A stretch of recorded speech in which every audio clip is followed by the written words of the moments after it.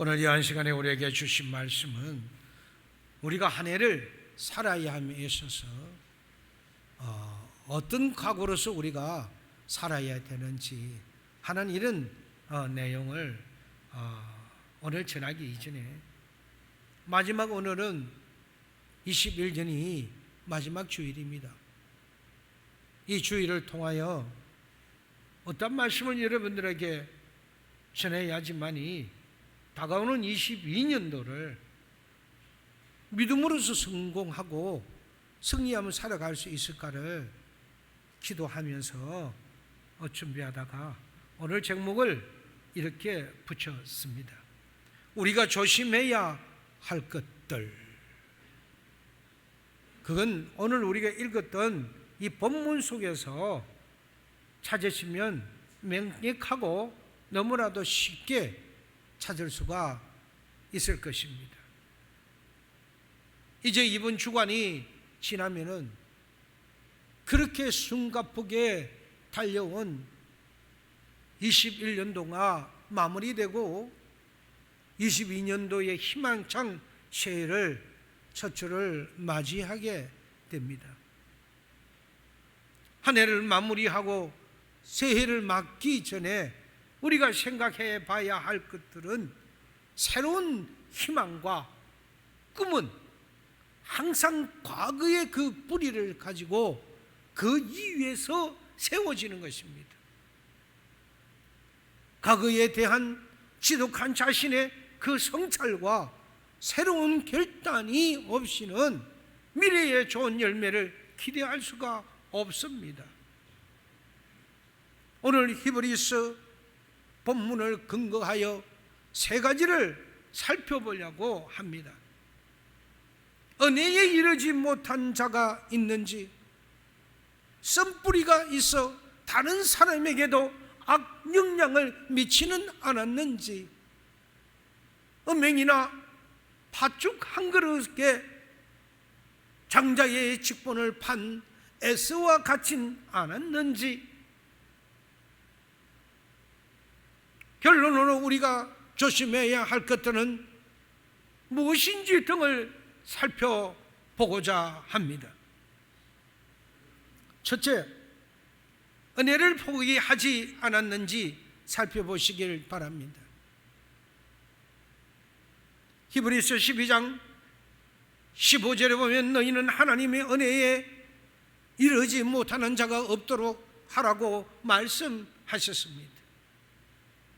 이 말씀은 하나님의 은혜를 열심히 구했는데 받기가 어렵다는 뜻이 아니라 하나님께서 은혜를 베푸시고자 하는데도 불구하고 거절하는 것을 말합니다. 하나님은 일치월장 편하지 아니하십니다.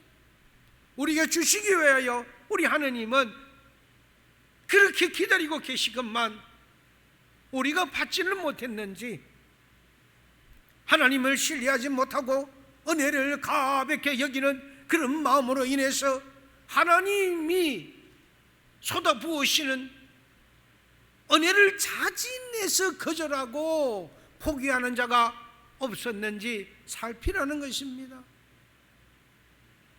대부분은 이런 사람은 교회 안에 있으면서도 예배 출석을 하지 않습니다.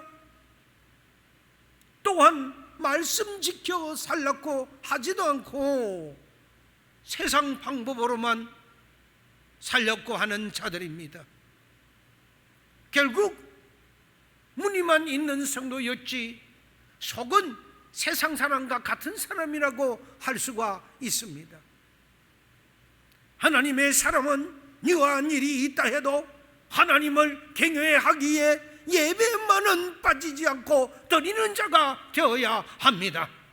예배 속에 성공하는 자는 범사 속에 성공할 수가 있기 때문인 것입니다.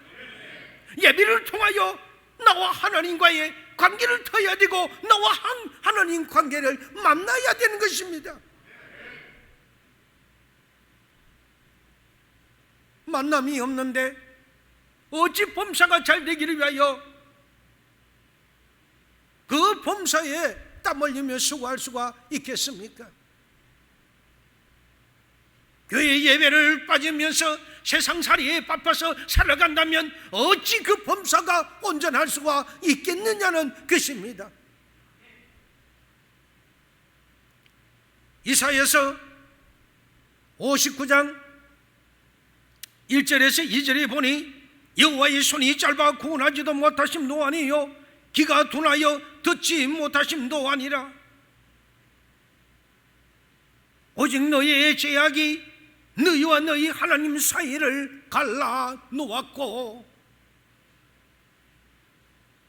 너희 죄가 너희 얼굴을 가리어서 너희에게서 듣지 않으시게 함이니라고 말씀하고 계십니다. 하나님의 은혜를 베풀지 않아서 은혜를 못 받은 것이 아니라는 것이지요.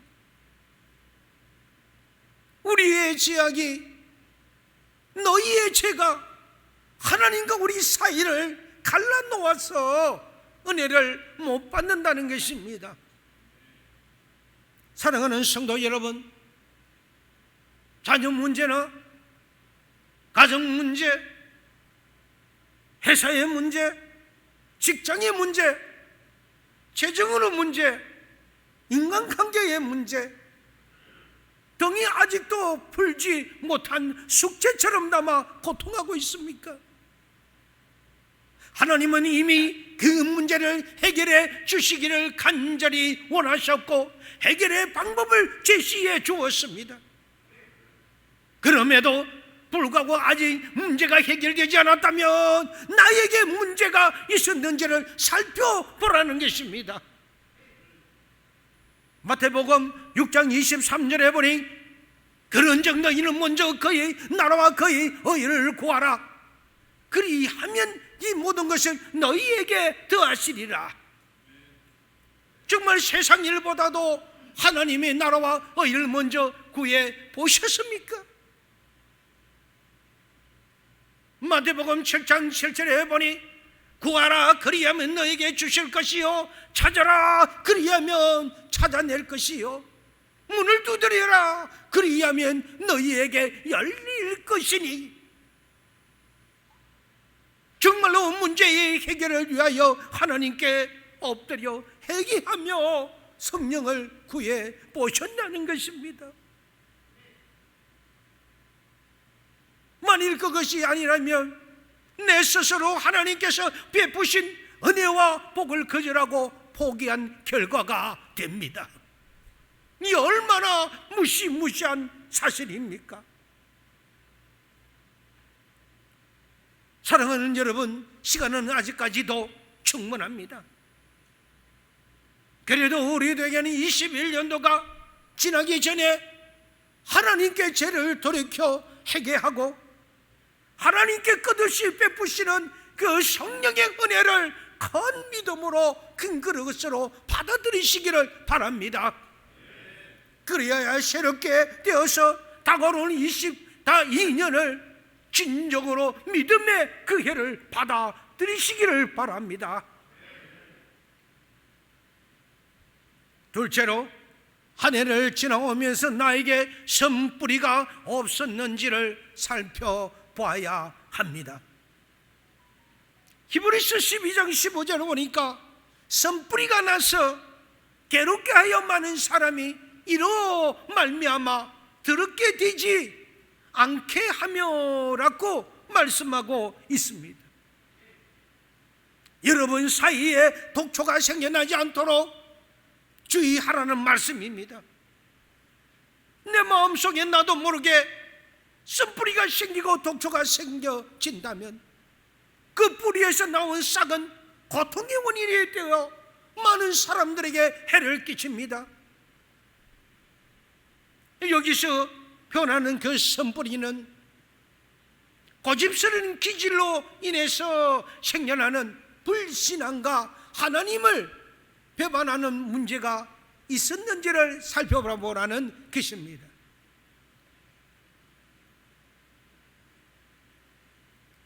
교회를 다니면서도 끊임없이 하나님을 의심하는 사람들이 있습니다. 또 끊임없이 반대를 위한 반대를 하고 불평불만만 해댑니다. 무엇이 성경에 그렇게 많은 불평불만이 있는지, 무엇이 그렇게 마음에 들지 않는 것이 있는지, 그건 습관입니다. 그건 자신의 문화입니다. 자기 자신이 긍정적이지 못한 사람이 어찌 긍정을 생각하며 긍정을 생산할 수가 있겠습니까?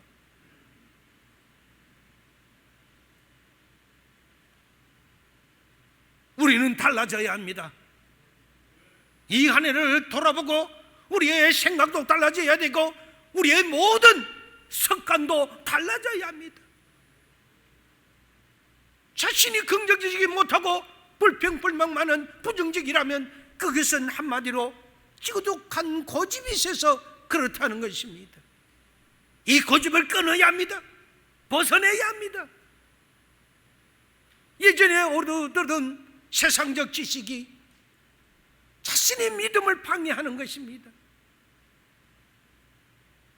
또 선뿌리가 나면 그 어떤 참 진리가 와도 받아들이지를 않습니다. 내가 최고로 하나님을 잘 섬기고 있다고 그렇게 착각을 하는 것이지요. 그게 바로 선뿌리인 것입니다. 자신이 하고 있는 일이 비성경적임에도 불구하고 옳다고 합리화시키는 것이 선뿌리입니다. 독초입니다. 한마디로 말씀대로 살려지 않고 자신의 의견을 앞장세워 살아가는 지독한 고집쟁이며 독선주의입니다. 바울은 하나님을 알고 난 이후에 자신의 그 박식한 초동학문을 쓰레기 취급하여 버렸다고 했습니다. 그러면서 그는 그렇게 말을 합니다. 갈라디아서 4장 9절에 가서 말씀하느니 이제는 너희가 하나님을 알 뿐 아니라 더욱이 하나님을 아시는 바 되었거늘 어찌하여 다시 악하고 천박한 초동학문으로 돌아가서 다시 그들에게 종노릇 하려고 하느냐고 자신이 그렇게 말을 하고 있습니다. 내가 알고 있는 것이 세상의 전부가 아닙니다. 음물 안에 개구리처럼 보이는 초동학문의 그 고집을 버리십시오. 알고 있으면 얼마나 알고 있습니까? 세상 지식이 어찌 성경에 나와 있는 하나님의 진리에 비교할 수가 있으며 진리보다 앞장설 수가 있으며 진리보다 높을 수가 있단 말입니까? 그것이 교만이고 그것이 아집이고 그것이 독불이고 선불이라는 것입니다. 이런 쇠고집과 선뿌리는 자신도 문제지만은 마음이 강팍해져서 은혜를 끼치는 것은커녕 험담하고 비방함으로 말미암아 난까지 더럽게 한다고 말씀하고 있습니다. 선뿌리를 잘라버리고 새의 문을 활짝 여시기를 바랍니다. 이것이 승리하는 길입니다. 셋째, 세상의 것에만 관심을 두지 않았는지 다시 한번 뒤안길을 돌아봐야 합니다. 본문 16장 6절에 보니 음행하는 자와 혹한 그릇을 음식을 위하여 장자의 명물을 받는 에서와 같이 망년된 자가 없도록 살피라고 하십니다. 성경은 음행하는 것과 먹을 것만 추구하는 그런 동물적 삶을 같은 수준으로 놓고 본다는 것입니다. 세상에서는 나만 위하여 수단 방법을 안 가리고 열심히 일하며 돈을 벌었다고 합니다. 그러면 사람들은 그 사람을 향하여 성공하고 훌륭한 사람이라고 말할 것입니다. 그러나 하나님은 그를 통하여 불쌍한 사람이라고 말씀하고 있습니다. 빌립보서 3장 19절에 보니까 그들의 마침은 멸망이요 그들의 신은 배요 그 영광은 그들의 부끄러움에 있고 땅의 일을 생각하는 자라.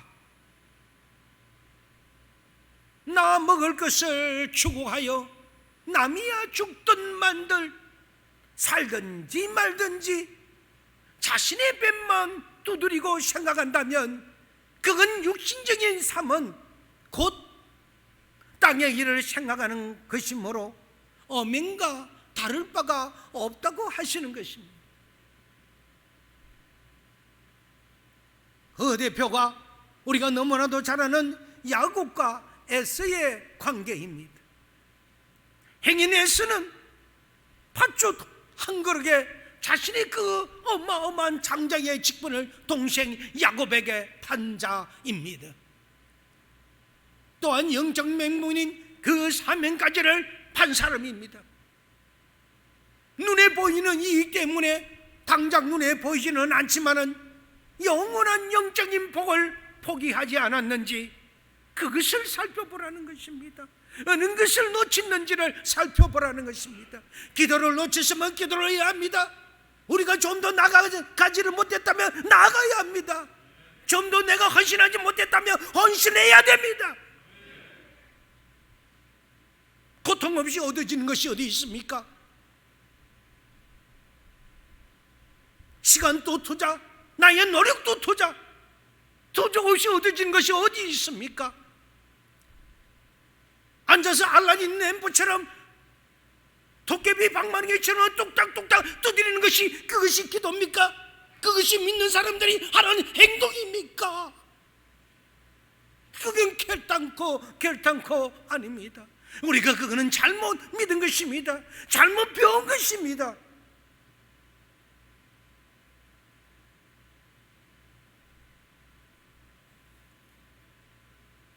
하나님은 열심히 구하고 찾고 두려워하고 말씀하고 있지 않았습니까? 우리가 열심히 구하고 찾고 두드리지 아니해도 된다면 무엇 때문에 말씀에 하나님은 우리를 통하여 그렇게 말씀을 하고 계시겠습니까? 그렇게 해야만이 되기 때문입니다.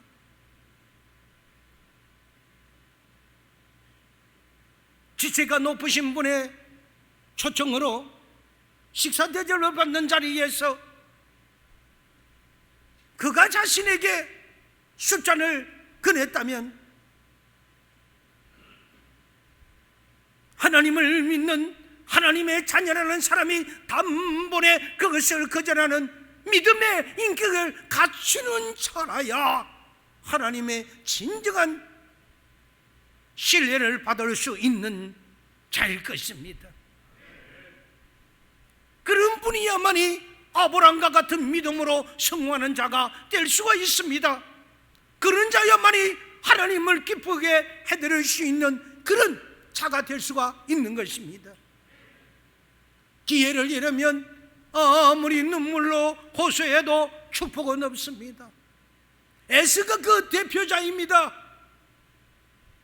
지난 한 해 동안 이 세상에만 관심을 가졌다가 영적인 일을 등한시했다면 회개하고 돌아와야 합니다. 예배 중심으로 돌아와야 합니다.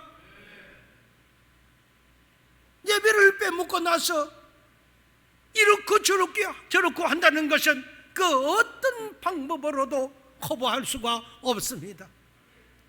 예배를 빠지면 하나님을 먼저, 성령을 먼저 근심케 하는 것입니다.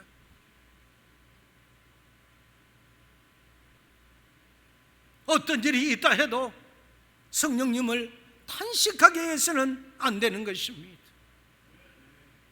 세상을 살아가다 보면 절박하고 안타까운 상황에 절망 속에 느껴질 때가 한두 번이 아닙니다. 이 절박함에 처해졌을 때 인간의 힘으로는 뗄 수 없을 때, 그때 주님을 부른다고 해서 평소에는 그렇지 않는 사람이, 하나님과의 관계를 단절시키는 사람이 그런 절박한 상황에 왔다고 해서 하나님을 그 순간에 부른다고 해서 하나님과의 나와의 관계가 급속도로 회복될 수가 있다고 보십니까? 인지상정인 것입니다. 하나님은 스스로 돕는 자를 돕는 것이지 어느 날 우연히 돕는 것이 아니라는 사실입니다.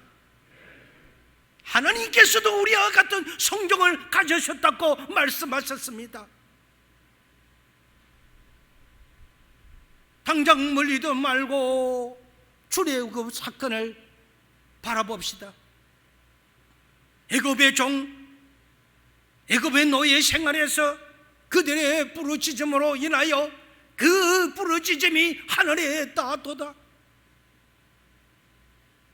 하나님께서 그 부르짖음의 기도를 통하여 모세를 지도자로 삼고 애굽으로 가서 그 애굽에 종살이하는 자들을 출애굽시키라고 명령을 내려줍니다.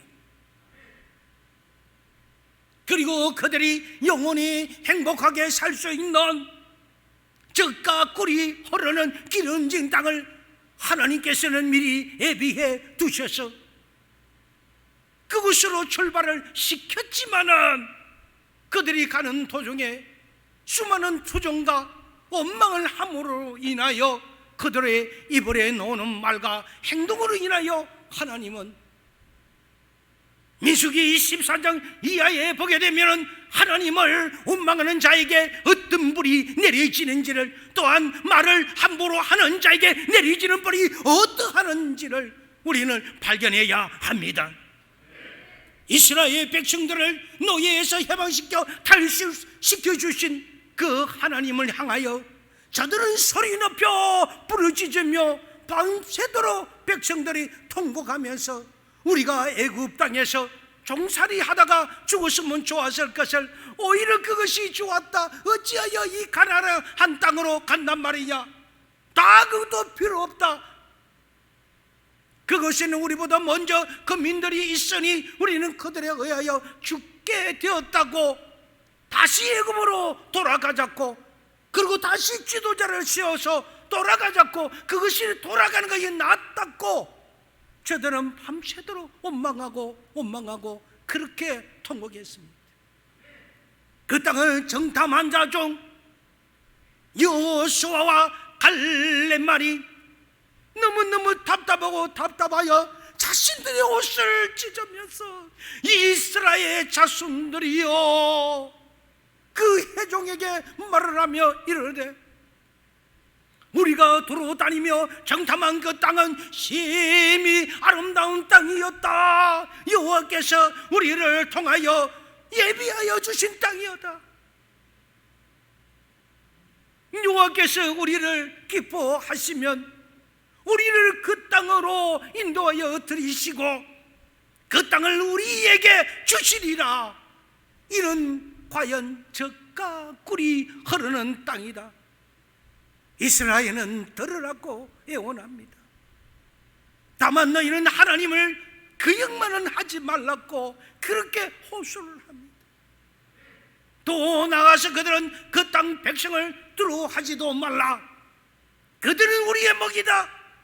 그들의 신으로 섬긴 그 신의 보호자는 그들을 떠났지만은 우리의 보호자이신 하나님은 우리와 함께 계심으로 너희는 그들을 두려워하지 말라. 두려워할 이유가 없다고 하니 그 말을 들은 온 회중들이 화가 나서 갈렙과 여호수아를 돌로 쳐 죽이려고 하는데, 그때 여호와의 영광이 해막에서 이스라엘 모든 자손들에게 나타나셨습니다. 이쯤 되면 하나님도 노하셨다는 것이지요. 여호와께서 모세에게 이 백성이 어느 때까지 나를 멸시하겠느냐? 내가 그들 중에 많은 이적을 행하였건만 아직까지도 나를 믿지 않고 원망을 하고 있구나. 모세야, 모세야, 내가 저들을 전염병을 내려서 그들을 쳐서 멸하고 너에게 그들보다 더 크고 강한 나라를 이루게 해주겠다고 하니, 모세가 그 말을 듣고 놀랍니다. 그래서 이와 하나님께 자신의 백성들을 대신하여 열심히 변호를 하고 있습니다. 애굽인 중에서 주의 능력으로 이 백성을 인도하여 내셨거늘 여호와여 그리하시면 그들이 주의 주위에 있는 그들이 그 말을 듣고 이 땅 그 주민들에게 그 소식을 알릴 것입니다.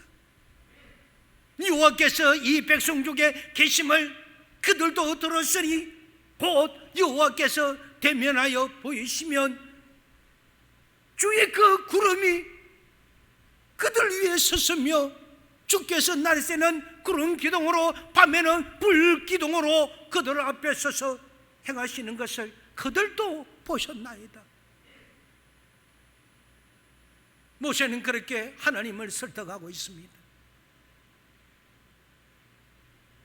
이제 주께서 이 백성을 하나같이 죽이시면 주의 명령을 들은 여러 나라가 여호와가 이 백성의 주기로 맹세한 땅에 인도할 능력이 없으므로 광야에서 죽였다고 할 것입니다.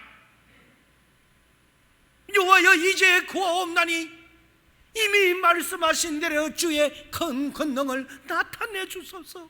여호와는 노하기를 더디 하시지 아니하십니까? 인자 하심이 많지 않습니까? 지약과 흠물을 사하십니다. 형벌을 받는 자는 결단코 사지 아니하시고 아버지의 지약을 자식에게 그 3대까지 이르게 하신다고 하셨사오나 여호와여 구하옵나니 주의 인자하신가 그 광대하심을 따라 이 백성을 이 지역에서 사하여 주옵소서. 애굽에서부터 시작하여 출애굽시켰어요. 지금까지 이 백성의 지언죄를 여호와여 사하여 달라고 그렇게 기도하며 모세가 빌고 있습니다. 이에 그 기도를 들었던 여호와 하나님께서 이르시되 모세야, 내가 네 말대로 그 기도를 들었으니 네 말대로 죄를 사하여 주겠노라. 이것이 하나님입니다. 여러분, 이것이 하나님의 사랑이세요. 백성이 기도하면 하나님은 응답하실 수밖에 없어요. 얼마나 많은 죄를 덕죄했는데 모세가 그렇게 부르짖으며 기도하니 하나님이 모세가 기도하는 걸 들으시고 안절부절 하시고 어찌할 수가 없어요. 결국 하나님은 두 손 들고 모세의 기도를 응답으로 들으십니다.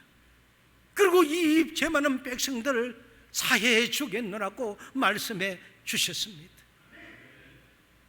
그러나 진실로 내가 살아있는 것과 여호와의 영광이 애국과 광야에서 행한 이적들을 보고서도 이같이 10번이나 나를 시험하고도 내 목소리를 청종하지 아니한 사람들은 조건이 붙는 거예요. 내가 그들의 조상에게 맹세한 가나안 땅을 결단코 그들은 보지 못할 것이다. 또 나를 멸시하는 사람은 한 사람도 그것을 보지 못하리라. 말을 조심해야 되는 겁니다. 지연대로 되는 것입니다. 그러나 긍정적으로 말하는 그 갈렙과 여호수아, 그의 자손은 그 땅을 차지하리라고 말씀을 합니다. 여호와께서 모세와 아론에게 말씀하여 이르시되 나를 원망하는 이 악한 회중에게 내가 어느 때까지 참겠느냐. 이스라엘 자손이 나를 향하여 원망하는 바, 그 원망하는 말을 내가 들었노라. 여호와가 들었노라. 하나님이 들었노라.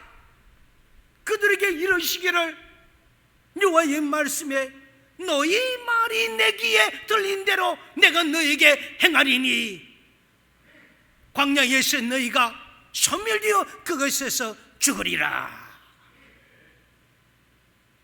그들이 말한 대로 되었다는 것이지요. 원망하면 원망하는 대로요, 내가 죽겠다면 죽겠다 하는 대로요. 하나님은 우리가 평소에 하는 말까지도 다 듣고 계시는 분이십니다. 그래서 전지전능하신 분입니다. 따라서 성도의 입에서 나오는 말은 어느 때든지 어느 곳에든지 긍정적인 말이어야 합니다. 우리 이 한 시간에 다 같이 한번 따라 합시다. 새해는 말 조심하자. 긍정적인 말만 하자. 생산적이고 희망적인 말만 하자.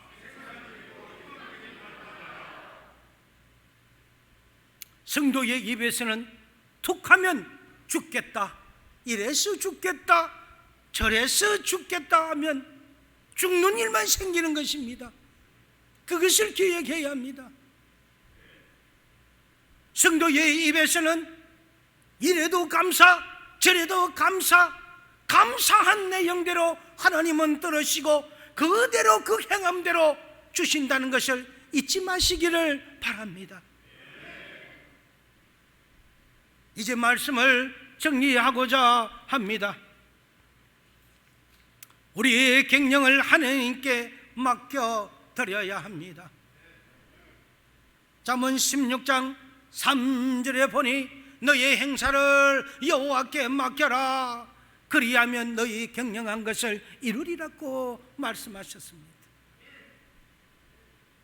사랑하는 성도 여러분, 지금까지 살아오는 동안 내가 계획하고 진행하는 일이 100% 성공하신 분 계십니까? 분명 100% 성공하셨다는 이분은 하나님과 함께 하시는 분이므로 우리 모두에게 그분은 귀감이 될 것입니다. 그러나 대부분 이런 자리까지도 계산하고 1분까지도 쪼개서 계획을 세워도 내 마음대로 되지 않고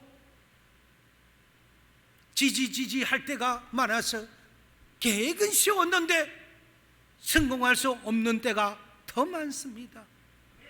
그렇다면 어떻게 우리가 해야만이 성공할 수 있을까요? 예화를 하나 드립니다.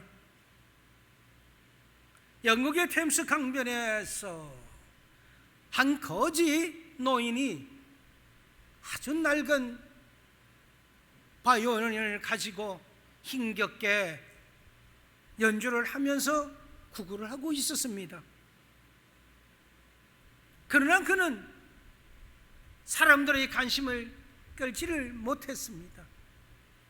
연주도 형편없었고요, 악기도 형편없이 흘러나오는 그 음률에서는 귀를 고정하고 듣는 사람이 없기 때문이었습니다.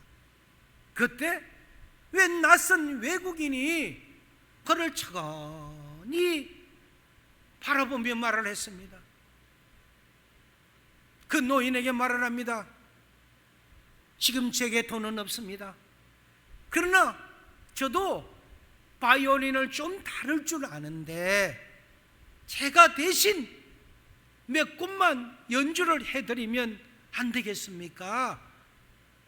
라고 얘기를 합니다. 거지 노인은 바이올린을 그에게 건네주었습니다. 그가 바이올린을 잡고 활을 당기자 놀랍게도 이 세상에서 들어보지 못하는 선율의 아름다움이 흘러나왔습니다. 그 소리를 듣고 수많은 사람들이 귀를 쫑알리고 어디서 이 아름다운 소리가 나오냐고 삼삼오오 짝을 지어서 수많은 사람들이 그 소리가 나는 대로 몰려들었습니다. 거지 노인의 그 모자에는 어느덧 순식간에 돈이 가득 쌓이게 되었습니다. 몇 곡의 연주가 끝나자 사람들이 뜨거운 박수 칼치를 쳤습니다. 근데 그 중에 누군가가 소리를 외쳤습니다. 아니, 저 사람은 바로 바이올린의 그 맹연주자인 비카니니가 아니냐.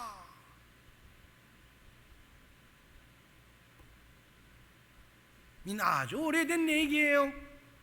1800 마지막 그 시절에 나온 연주자였는데, 그 바이올린의 그 맹연주자로서 런던에 연수차 왔다가 잠시 산책하던 길이었습니다.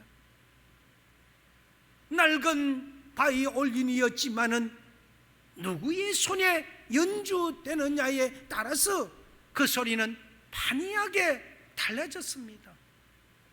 우리의 삶도 악기와 같습니다. 내 손으로 내 인생을 연주하려고 들지 마십시오. 전능자의 손에 맡겨드리십시오. 내 인생을 감사함으로 맡겨드리십시오. 다만 우리는 기도로서 연주를 도웁시다. 내 인생의 멜로디는 지극히 아름다움의 선율을 내며 그렇게 장식할 것입니다. 어떤 사람은 자기 삶은 자신이 경영하겠다고 고집을 피웁니다. 그들은 도움을 바라지도 않으며 하나님을 의지하지도 않습니다. 그러나 대부분의 경우 그들은 실패의 눈물을 흘리며 끝을 내고 맙니다. 그러나 하나님께 우리 삶을 맡겨드리면 하나님은 우리에게 그분의 그 선하시고 기뻐하시는 그 온전하신 뜻이 무엇인지를 우리 삶을 통해서 체험하게 하시고 삶을 통해서 나타내 보여주시는 고마우신 하나님이십니다. 사랑하는 여러분, 21년도 한 해가 이제 며칠 남지 않았습니다.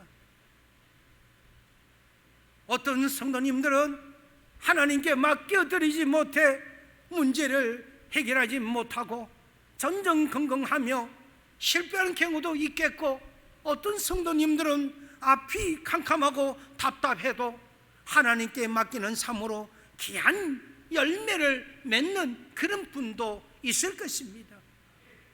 한 해를 마무리하는 시점에서 그동안 우리가 어떤 삶을 살았는지 스스로 살펴보고 우리의 그 인생길을 하나님께서 개입해 주셔서 우리는 감사함으로 맡기고 모든 사랑과 하나님이 주신 말씀대로 화목하면서 구별된 삶을 전제로 하나님의 축복을 기대하며 올해의 잘못을 정리하고 회개해 주시기를 바랍니다.